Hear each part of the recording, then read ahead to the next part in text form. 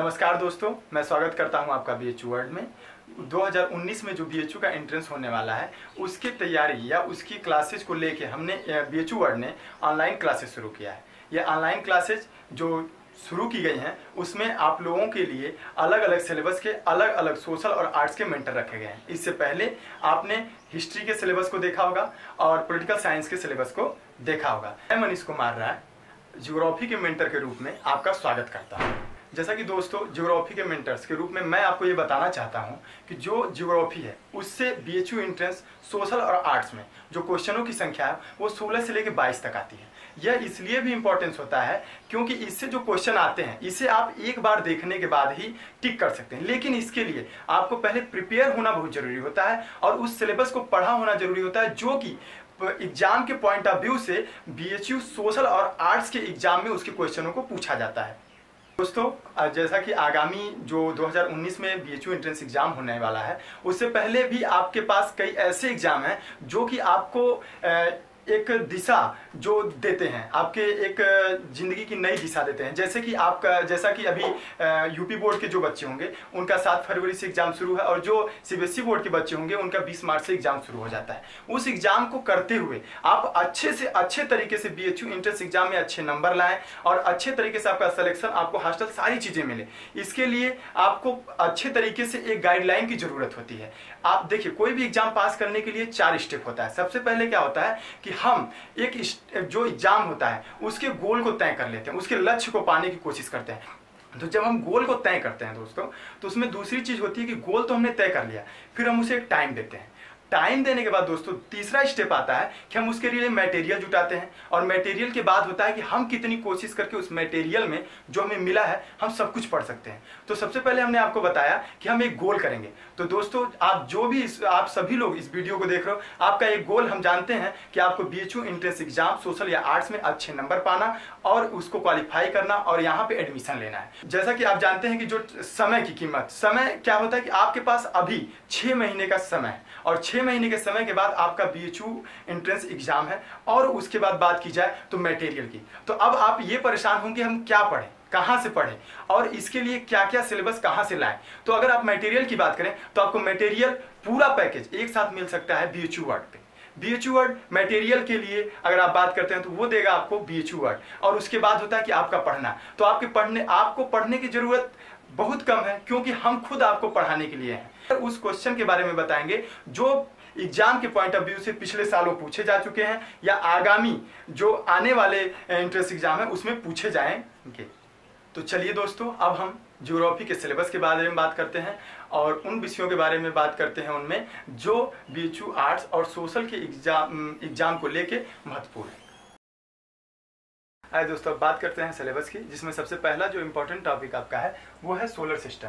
Solar system से हर साल जो सोशल साइंस है उसमें 1 से 2 क्वेश्चन हर साल पूछे जाते हैं और आर्ट्स में 3 से 4 क्वेश्चन पूछे जाते हैं। सोलर सिस्टम में आप सूर्य, बुध, बृहस्पति के बारे में अध्ययन करेंगे और उसके बारे में आप जानेंगे। उसके बाद दूसरा टॉपिक आपका आता है पॉपुलेशन, जनसंख्या घनत्व के बारे में हमेशा क्वेश्चन पूछा जाता है कि इंडिया का जो पॉपुलेशन ग्रोथ है या 2011 के सेंसेक्स के आधार पे पॉपुलेशन के बारे में कहाँ की जनसंख्या कितने ज़्यादा घनत्व के हिसाब से फैली हुई है, ये सारी चीज़ें उसमें हमेशा पूछी जाती हैं जो कि इन जो सोशल साइंस और आर्ट्स के एग्जाम है उसके पॉइंट ऑफ व्यू से ये एक इम्पॉर्टेंट टॉपिक के रूप में माना जाता है। और सॉइल की बात करते हैं तो काली मिट्टी, लाल मिट्टी, जैसा कि काली मिट्टी की इंपॉर्टेंस आप जानते होंगे। काली मिट्टी की इंपॉर्टेंस होती है गुजरात के क्षेत्र में, वहाँ पे उत्पादन की दृष्टि से देखा जाए तो लावा से निर्मित यह मिट्टी होती है, तो इसके बारे में भी आपको जानना अनिवार्य है। और तीसरा टॉपिक हमारा आता है डैम। डैम पे आप जानते होंगे, बचपन से क्वेश्चन पढ़ते आ रहे हैं कि भाखड़ा नागल बांध,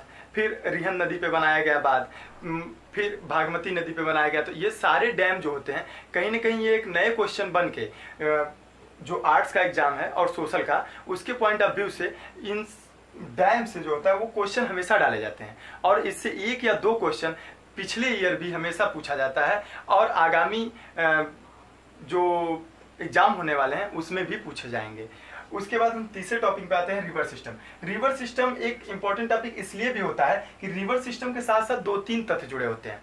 उसमें सबसे पहला तथ्य होता है कि रिवर का एक लंबाई से क्वेश्चन पूछ दिया जाता है, उसके लेंथ के हिसाब से क्वेश्चन पूछा जाता है, और उसके किनारे बसे हुए शहरों के बारे में क्वेश्चन पूछा जाता है। और तीसरा रिवर सिस्टम आता है कि अपने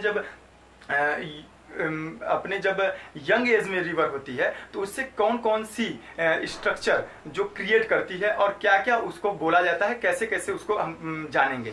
तो ये रिवर से अटैच जो क्वेश्चन होते हैं ये हमेशा हर एग्जाम में पूछे जाते हैं, और खास करके सोशल और आर्ट्स के एग्जाम में ये जो एक टॉपिक है ये बहुत ही इंपॉर्टेंट टॉपिक है जिससे हमेशा से क्वेश्चन आते हैं। उसके बाद रिवर के स्ट्रक्चर के ही आगे हम बात करते हैं। जो हिमालय से निकलने वाली हिमनद या बर्फ की नदियां होती हैं उससे भी स्ट्रक्चर बनता है। जैसे रिवर में यू अगर वी आकार की घाटी बनती है तो हिमनद से निकलने में यू आकार की घाटी बनती है। इसलिए ये रिवर सिस्टम का जो टॉपिक है ये एक बहुत ही इंपॉर्टेंट टॉपिक है। दोस्तों तो हम अगले टॉपिक की बात करते हैं जिसमें फॉरेस्ट आता है। तो फॉरेस्ट जो क्वेश्चन बनते हैं वो इस तरीके से बनाए जाते हैं कि कितना एरिया जो होता है वो फॉरेस्ट का कवर करता है। लेकिन जो क्वेश्चन बनते हैं वो जो बनाने के तरीके होते हैं वो हम बताएंगे आपको कि वो क्वेश्चन कहाँ से आते हैं और किस तरीके से तैयार किए जाते हैं। उसके बाद अगर हम अगले विषय की बात करें तो ओशियन की बात करेंगे। तो जैसा कि ओशियन में आप 5 ओशियन अब तक जानते होंगे, तो 5 ओशियन से क्वेश्चन का स्ट्रक्चर जो होता है वो उससे संबंधित ज्वालामुखी और उससे संबंधित हॉट एंड कोल्ड विंड को लेकर बनाया जाता है। तो ये जो क्वेश्चन हमेशा से पूछे जाते रहे हैं सोशल और आर्ट्स के एग्जामों में, तो ये क्वेश्चन हम आपको उस ढंग से बताएंगे कि आपको जल्दी से जल्दी ये याद भी हो जाएगा और जल्दी से जल्दी आप इसको कवर भी कर लीजिएगा कम समय में। अगला इंपॉर्टेंट टॉपिक है कॉन्टिनेंट। कॉन्टिनेंट महाद्वीप। जैसा कि आपको लग रहा होगा कि ये बहुत आसान टॉपिक है, लेकिन इससे हर साल कुछ न कुछ नए क्वेश्चन पूछे जा रहे हैं। और जैसा कि आप देख रहे हैं कि उसके बाद और जो क्वेश्चन है वो है लेक एंड कैनल से। लेक और कैनल का जो टॉपिक है इससे भी क्वेश्चन हर साल आते हैं। कुछ झीलों के लेके क्वेश्चन आ जाते हैं और कुछ नहरों के लेके, जैसे कि सुएज नहर के बारे में आपने नाम सुना होगा और पनामा नहर के बारे में जानते होंगे, तो इनसे क्वेश्चन हमेशा से आते रहे हैं। नेक्स्ट इंपॉर्टेंट टॉपिक जो है वो है लैटिट्यूड एंड लॉन्गिट्यूड। लैटिट्यूड और लॉन्गिट्यूड अक्षांश देशांतर रेखा, जैसा कि आप इसको जानते हैं, इससे जो क्वेश्चन है इंटरनेशनल बाउंड्री के, इंटरनेशनल लाइन है उस पर क्वेश्चन पूछे जाते हैं। और ये किस तरीके कहाँ से घो के गुजरती है ये सारी चीज़ें लेके, चाहे वो इंडिया के परिप्रेक्ष्य में हो चाहे वो वर्ल्ड के परिप्रेक्ष्य में, हमेशा से क्वेश्चन पूछे जाते रहे हैं। उसके बाद जो एक अगला टॉपिक है वो हम बात करेंगे अर्थक्वेक एंड एटमॉस्फेयर। अर्थक्वेक की जो बात करेंगे वो भूकंप का एरिया जो है, इससे 1 से 2 क्वेश्चन नॉर्मली तो आते हैं, ज़्यादातर इससे क्वेश्चन वैसे भी बनाए नहीं जाते हैं। लेकिन ये एक विशेष टॉपिक इसलिए होता है कि ये अर्थक्वेक जो होता है वो ओशियन से रिलेट हो जाता है। तो जब ये महासागर से रिलेट होता है तो इससे होता है कि इससे क्वेश्चन आने की संभावना जो होती है वो बढ़ जाती है। उसके बाद हम 2 क्वेश्चन को एक में मर्ज करके हम आपको बता रहे हैं, वो है एटमॉस्फेयर एंड टेम्परेचर। एटमॉस्फेयर और टेम्परेचर का एक दूसरे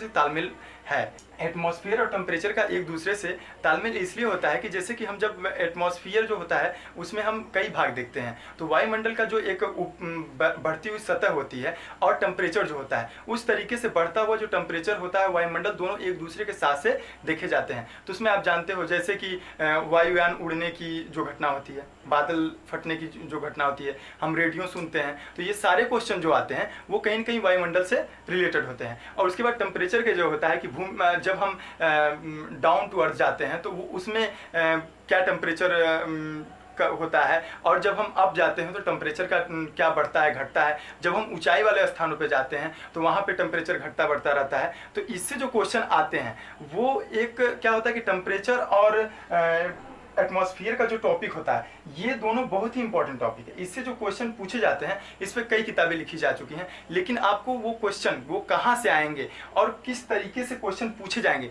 वो हम आपको बताएंगे। उस लास्ट जो 14 वाला टॉपिक आप देख रहे हैं जिसमें एनसीईआरटी 6 to 12 लिखा गया है, ये पूरे एनसीईआरटी आपको नहीं पढ़ना है। ये जो हमने 13 टॉपिक निकाले हैं ये इसी एनसीईआरटी से हमने निकाले हैं, और ये पूरे जो 13 टॉपिक हैं ये इसी 6 to 12 के एनसीईआरटी के बेस क्वेश्चनों पे आधारित होते हैं। इसी क्वेश्चन को जो हम आपको वीडियो प्रोवाइड कराएंगे उससे आप इस चीज़ को जल्द से जल्द कवर कर लीजिएगा, और सारे क्वेश्चन उसमें हर चैप्टर को अलग अलग बांट के आपको बताया जाएगा और पढ़ाया जाएगा। उसके मेंटरों ने आपको बताया है सारी चीज़ों को।